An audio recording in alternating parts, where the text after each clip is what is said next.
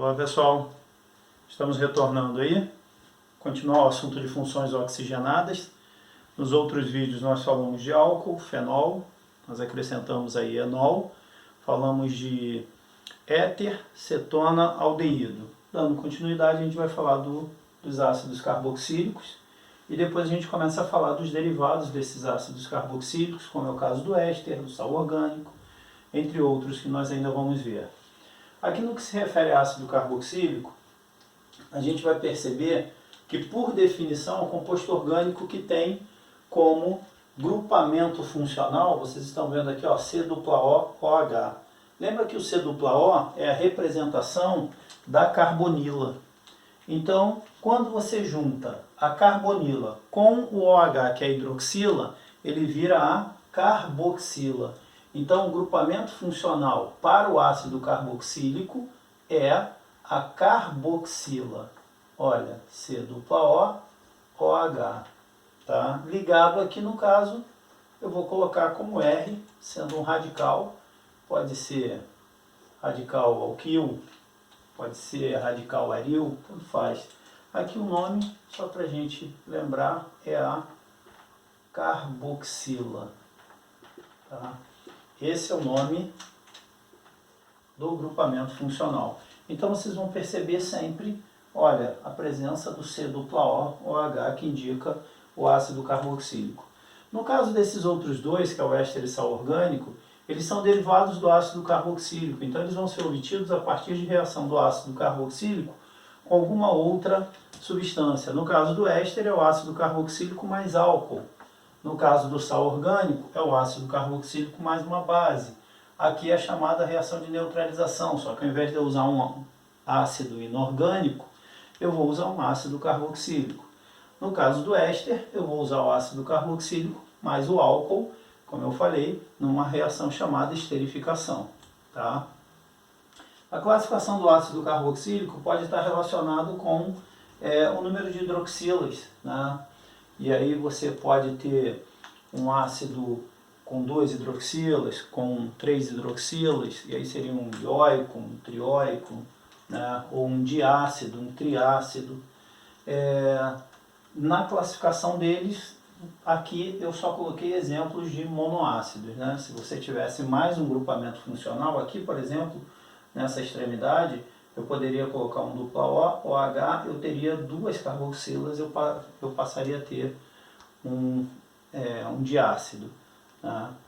As propriedades, lembrando que o ácido carboxílico, como a gente tem a carboxila, e você tem o dupla O e o OH, o que vai acontecer aqui?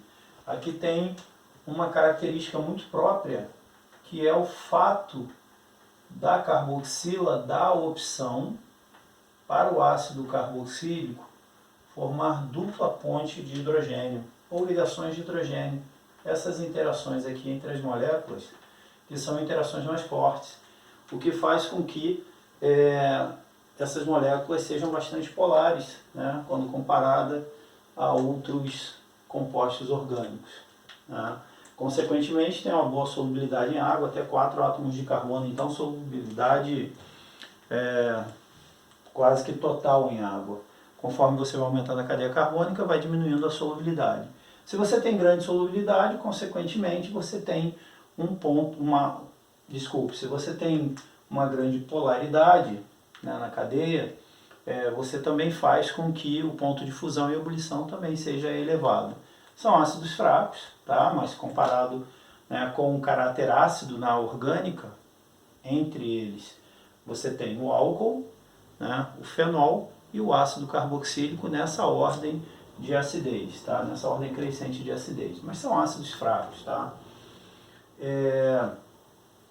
Na nomenclatura, a gente vai seguir aquela regrinha que a gente fez tanto para álcool, quanto para aldeído, quanto para cetona. Eu uso raiz equivalente ao número de átomos de carbono que esteja na cadeia. Aqui, por exemplo, eu tenho 1 átomo de carbono, então a raiz MET, 2 átomos ET, 1, 2, 3, 4, BUT, mais o afixo, que pode ser AN para a ligação AN para a ligação simples, EN para dupla ligação, IN para tripla, DIEN para dupla, para 2 duplas, tá? Mais a terminação oico, no caso da IUPAC. Na usual, eu uso raiz usual que nós vimos lá em ácido, em aldeído, isso. Em aldeído nós criamos uma outra tabelinha para raiz usual, né?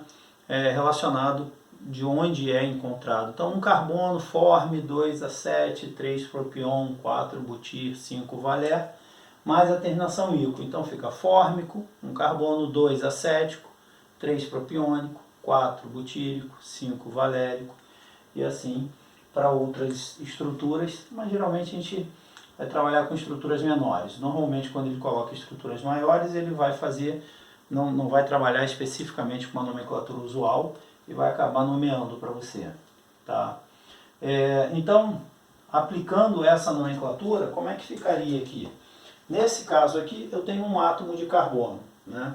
Aqui eu não coloquei, mas em todos eles, tá? Todas as vezes que aparece o ácido carboxílico, eu tenho que começar com a palavra ácido. Em todos os ácidos carboxílicos, na hora de nomear, eu tenho que colocar a palavra ácido.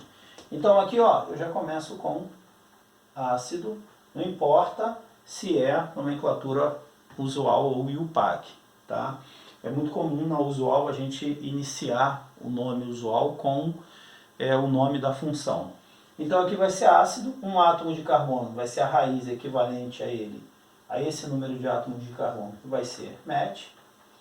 Ligação simples, né? Não tem outro átomo de carbono, então afixo 1, terminação oico. Então esse é o ácido metanóico. Seguindo aqui, para a nomenclatura IUPAC, como é que fica nesse outro caso? Eu já começo com a palavra ácido. 2 átomos de carbono, raiz et, ligação simples entre eles, afixo 1, terminação oico. Aqui embaixo, olha, eu tenho que numerar a cadeia, eu tenho uma cadeia maior, né? E nesse caso eu ainda tenho ramificação. Então estou numerando a cadeia aqui. Isso aqui é uma ramificação com um átomo de carbono, que é o metil. Então aqui eu vou ter o ácido. Olha, metil está no carbono 3. Então 3-metil. 4 átomos de carbono. Raiz but. Afixo an. Terminação oico. Tá? Na usual, ácido. Raiz usual para um carbono é o forme, mais a terminação ico, então vira fórmico, é o ácido encontrado na formiguinha. Então aquela formiguinha, quando dá a picadinha aqui, né, arde ali, onde ela deu a picadinha, porque está liberando esse ácido. Né? A mesma coisa é a urtiga, né? Quando você tem contato com a urtiga, ela está liberando ácido fórmico, você sente uma queimação, pela ardência local, isso por conta de uma alergia, geralmente, gerada pela presença do ácido fórmico. Aqui 2 carbonos, lembra da nomenclatura usual, é o A7. Então fica ácido, A7, mais ico, que é o ácido acético. Principal componente aí do vinagre, o que dá o cheiro do vinagre. A gente usa essa substância, muito comum se utilizar em casa, né? Várias formas, desde limpeza até utilizando na alimentação. No laboratório a gente utiliza como forma de neutralizar problemas em que há contato com bases, né, bases fortes. A gente pode utilizar para neutralizar a soda cáustica, né, tanto no laboratório quanto no laboratório menor ou numa indústria. Você pode estar utilizando, é claro, a gente não está falando de contato com o rosto. E aqui, nesse último exemplo, a gente tem o ácido. O que eu vou mudar aqui é só o nome da cadeia principal. Eu vou manter o radical, 3-metil. Tá? Só que agora, a raiz usual para 4 carbonos é o butir, mais a terminação ico. Então ele vira butírico, certo? Então, com relação ao ácido carboxílico, o que nós temos são essas informações. Aí é só fazer exercício. Já o éster, né, o que a gente tem? Como eu falei para vocês, na definição, nós vamos colocar o que para reagir? Um ácido carboxílico, tá?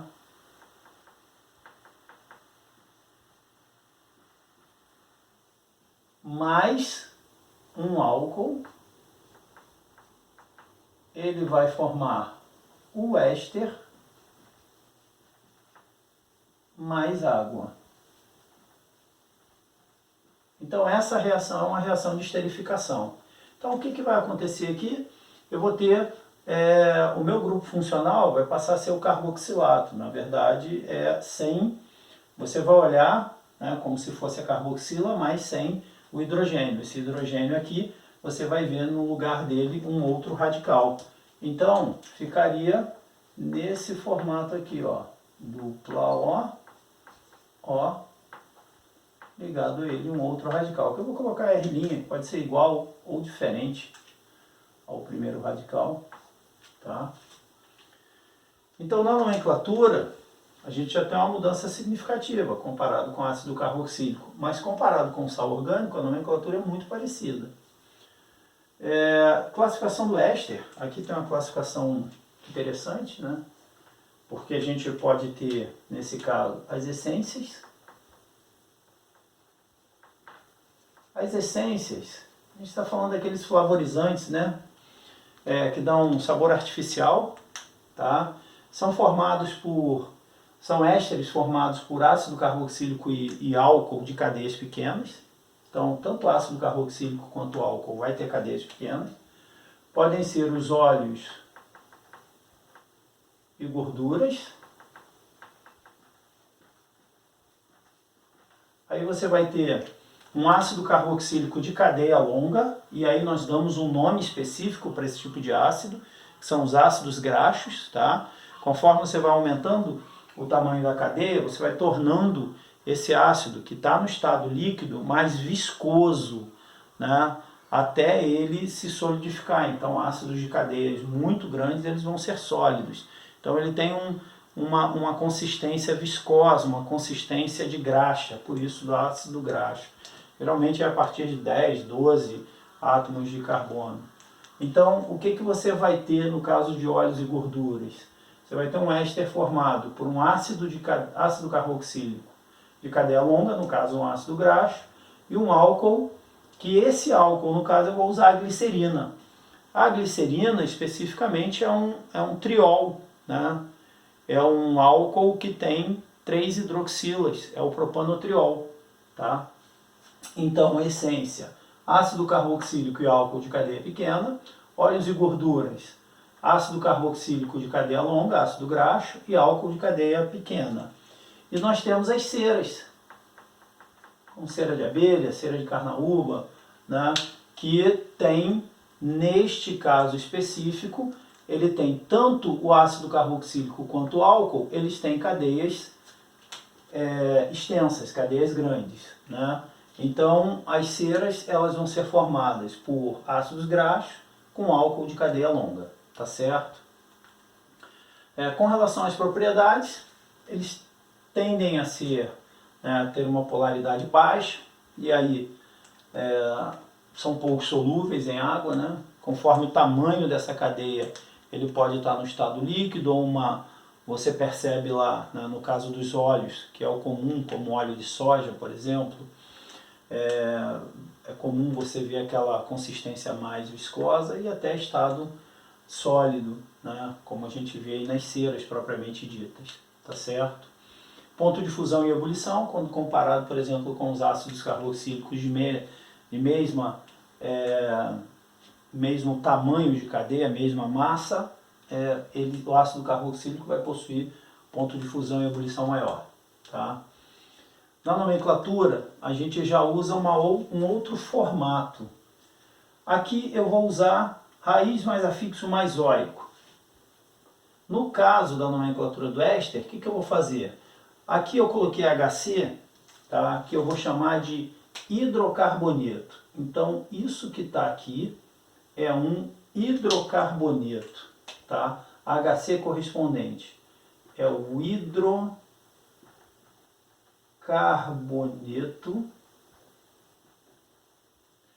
correspondente ao ácido carboxílico que forma o éster.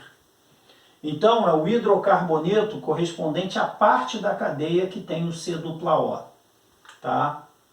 Mais a terminação D radical que está ligado ao oxigênio, que é proveniente do álcool. Então, o hidrocarboneto correspondente é a parte da cadeia, né, que é derivada do ácido carboxílico, tá? E o radical é a parte da cadeia que é derivada do álcool, tá certo? Então, a gente entende que hidrocarboneto correspondente à parte da cadeia com C-O, mais ato, mais a terminação ato, D radical que está ligado ao oxigênio. Então aqui, como é que ficaria isso? Olha, um átomo de carbono, né? Um átomo de carbono apenas seria, ó, MET, ligação simples, terminação O, para identificar o hidrocarboneto com o carbono, que seria metano. Mais ato D, o radical que está ligado ao átomo de oxigênio, que é um radical com 2 carbonos, é o etil. Nesse caso, é mais comum a gente usar a terminação ila. Então fica metanoato de etila. Tá? Na raiz usual, né, na nomenclatura usual, a gente faz, ó, nomenclatura usual mais ato, né, desculpe, nomenclatura usual nós usamos, raiz usual mais ato, formiato, acetato, propionato, butirato, valerato. Então aqui tem um átomo de carbono, ele vai ser, para não ficar formato, que é o forme mais ato, a gente coloca ali, ó, formiato de, mantém o nome do radical, etila. Nesse caso aqui, ó, 2 carbonos. 2 carbonos, qual seria o hidrocarboneto correspondente? Et, o afixo, terminação O, para identificar o hidrocarboneto correspondente à parte que é derivada do ácido carboxílico, tá? Mais a terminação ato. D, o nome do radical, é a parte que está ligada ao oxigênio. E aqui eu tenho 1, 2, 3, 4 carbonos, está ligado lá na extremidade, é o butil, né, nesse caso, butila. Tá?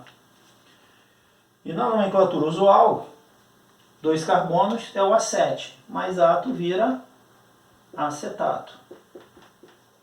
D, butila. Todos dois são usados como essência. Tá? No sal orgânico, o que a gente tem de diferença comparado com o éster? A reação, como eu falei, é uma reação de neutralização. Então, é o ácido carboxílico mais uma base. Então, ó, por definição, a gente vai ter o quê? Uma reação de neutralização formando ácido carboxílico.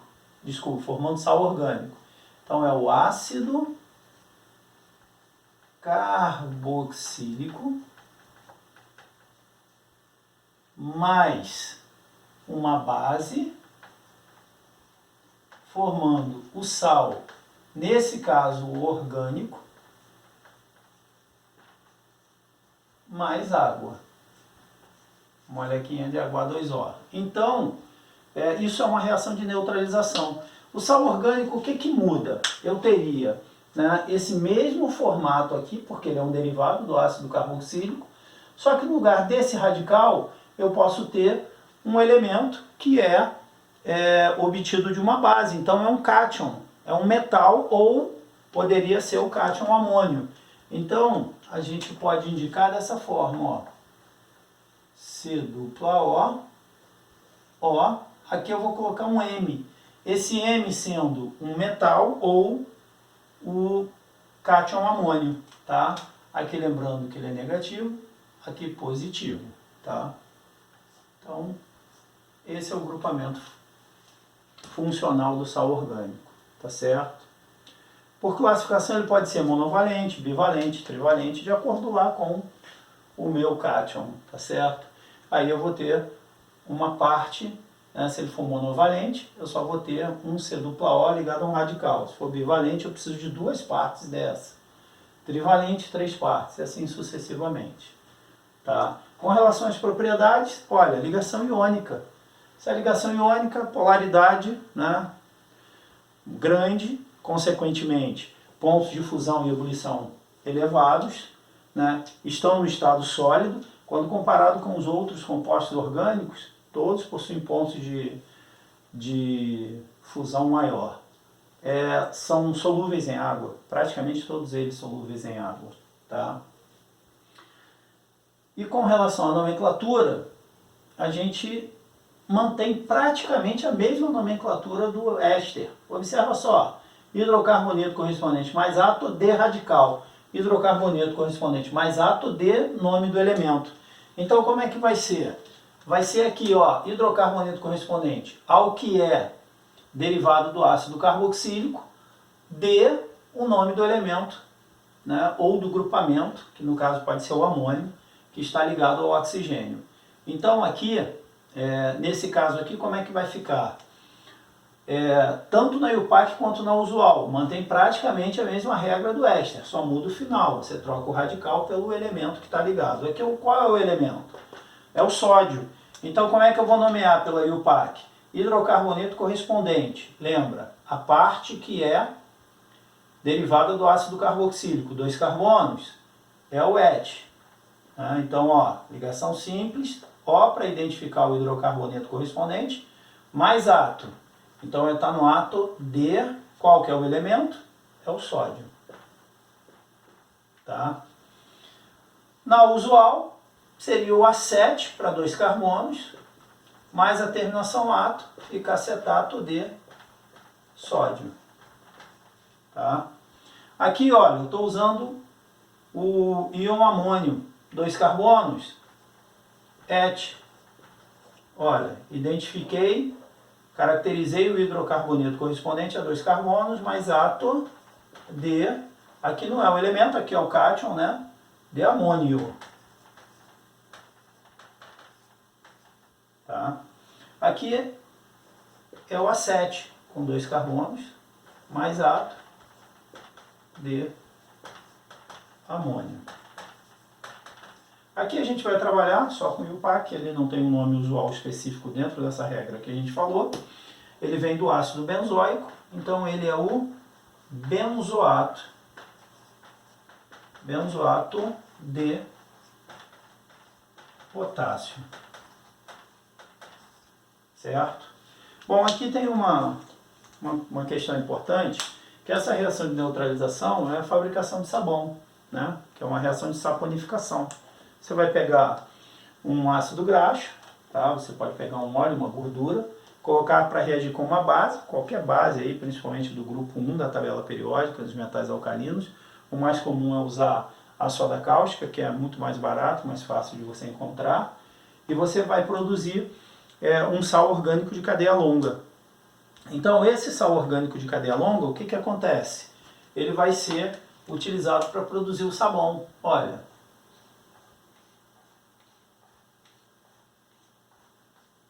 então tá aqui. Coloquei aqui uma gordura, tá? Ou um óleo para reagir